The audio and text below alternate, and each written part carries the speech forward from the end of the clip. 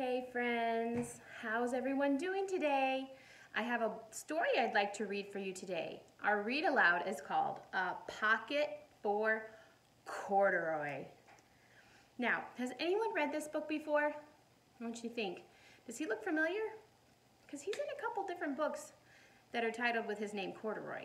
But this one's called A Pocket for Corduroy. So we're going to find out about Corduroy's pocket. This story is by Freeman. He wrote the story and he drew the pictures.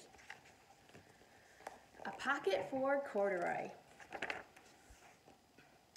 Late one summer afternoon, Lisa and her mother took their laundry to the laundromat. As always on such trips, Lisa carried along her toy bear Corduroy. Now friends, a laundromat is where you wash and dry your clothes. If you don't have a washer and dryer at your house, you might go to a place that has washers and dryers to wash your clothes. The laundromat was a very busy place at this hour. Now Corduroy, you sit right here and wait for me, Lisa said. I'm going to help with our wash. Corduroy waited patiently. Then he suddenly perked up his ears.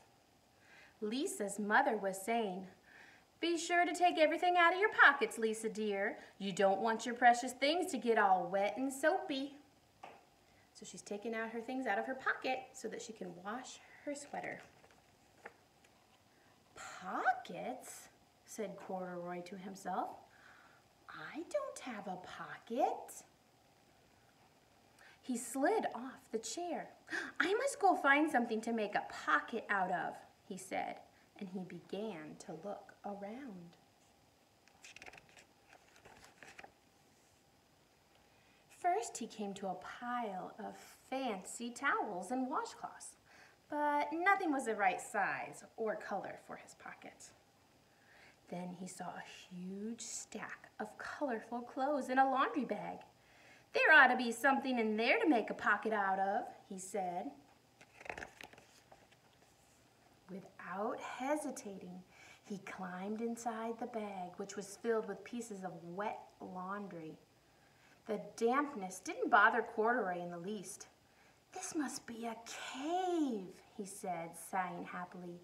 "I've always wanted to live in a cool, dark cave." When the time came for Lisa to fetch her bear, he was gone.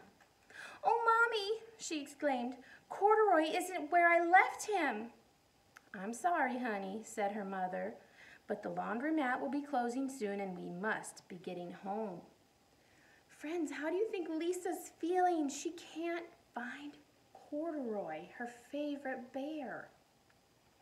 I'm thinking she might be a little worried or scared that he's gone. Lisa was reluctant to leave without Corduroy, but her mother insisted. "You can come back tomorrow," she said. "I'm sure he'll still be here." As they left, a young man wearing an artist beret, that's his hat, was taking his wet laundry out of a bag, the very bag that Corduroy had discovered. Before he knew it, Corduroy was being tossed together with all the other sheets, shirts, shorts, and slacks. Do you think Corduroy's going to get into the washer?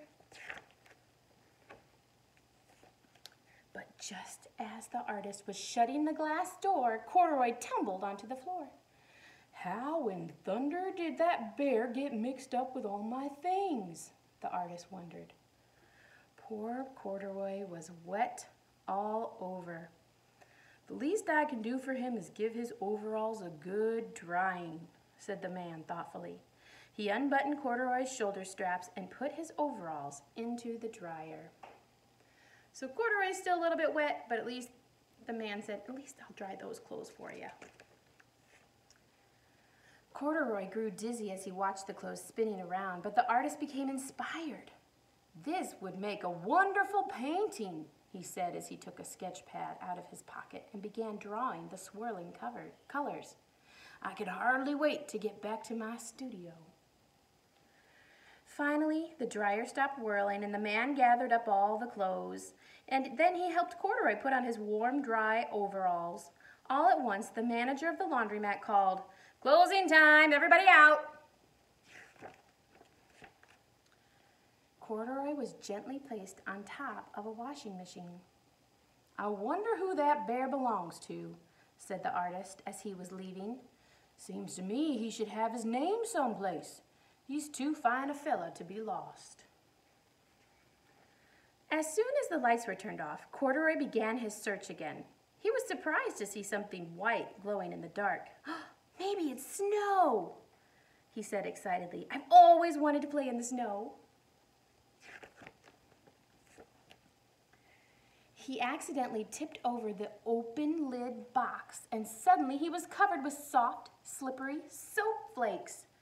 "That's the laundry detergent, the cleaning stuff. Oh no, he's inside all of it." Gradually, Corduroy began to slip and slide. "Oh, what fun," he said with a smile. "I've always wanted to ski down a steep mountainside."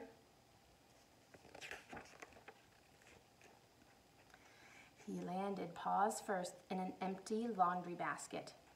"This must be a cage," he said, peeking through the bars. "I've never wanted to live inside a cage like a bear at the zoo." How do you think Corduroy's feeling? Now he's a little worried and scared. Maybe he feels trapped, like he won't ever be able to get out of the cage. But by now, Corduroy felt drowsy, and soon he nodded off to sleep. Next morning, when the manager came to open the door of the laundromat, there was Lisa waiting.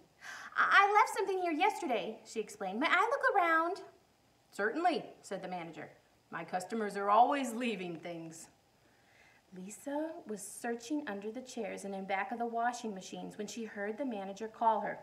"Is this what you're looking for, señorita?" Is she looking for Corduroy? Yep. Yes, he's my best friend," shouted Lisa as she came running. She reached in and picked Corduroy out of the basket.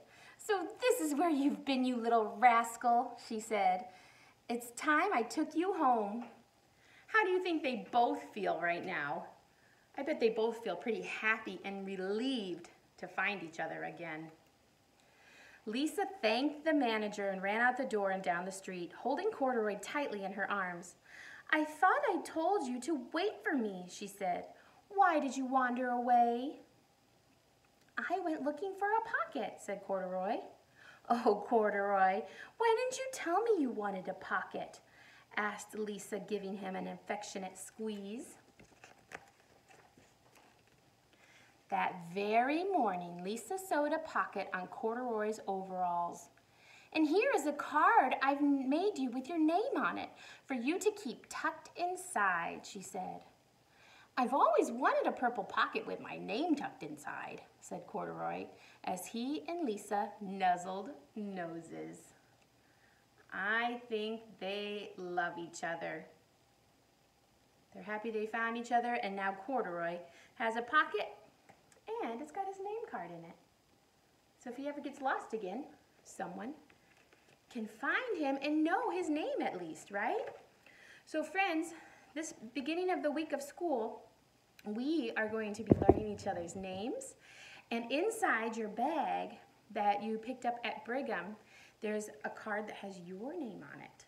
I want you to review it and see if you can say all the letters in your name, so that if you ever get lost, somebody's going to know your name, right? All right, friends, that's our read aloud for today. I will see you later. Have a good day.